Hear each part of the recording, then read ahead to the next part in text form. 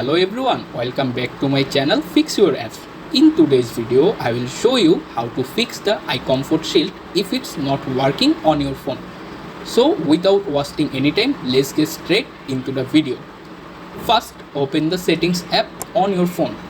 Once you are in Settings, scroll down and tap on Display.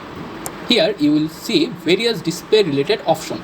Scroll down again until you find iComfort Shield, then open it up. By default it's maybe turned off, so the first thing you should do is turn it on. Inside the iComfort Shield settings you will see two options, adaptive and custom.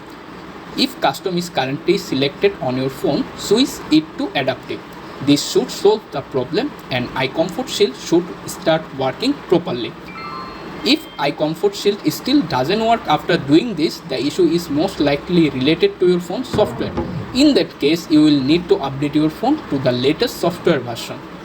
To do that, go back to the main settings menu and scroll all the way down until you find the software update.